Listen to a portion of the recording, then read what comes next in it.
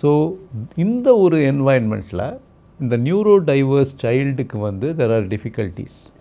ஸ்கூலுக்கு எல்லாம் வந்து மனப்பாடம் பண்ணிக்க, எக்ஸாம் எழுது, 99 out of 100, 100 out of 100 score பண்ணு, பி ரெக்கக்னைஸ்ட் ஃபார் இட். அதுதான் வந்து ஃபேமிலிஸ் எதிர்பார்க்குறாங்க. இந்த child will not fulfil. So Harvard Gardner வந்து தேர்ஸ் அ ஹார்வர்ட் சைக்காலஜிஸ்ட். அவர் வந்து ஒரு கான்செப்ட் வந்து நாட் ஸ்பெசிஃபிக்லி ஆட்டிசம்காக இல்லை, பட் ஜென்ரலாகவே ஒரு கான்செப்ட் ஒன்று he proposed. He set, think about multiple intelligences. அப்படின்னா a person can have different intelligence. So ஐக்யூன்னு நம்ம யோசிக்கிறது வந்து சிங்கிள் கான்செப்ட். அது வந்து ஆக்சுவலாக ரொம்ப ஸ்ட்ராங்லி மேத்தமேட்டிக்கலி ஓரியன்டது.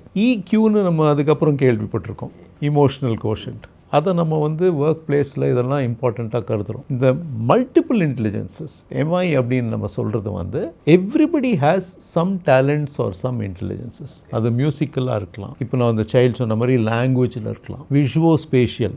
என்னால் வந்து இந்த space I am able to conceptualise differently, மற்றவங்களோட பெட்டராக எனக்கு வந்து இது எப்படி இருக்கும்னு இமேஜின் பண்ண முடியுது. It can be natural, that is I like geography, farming, animals, அந்த மாதிரி இருக்கலாம்.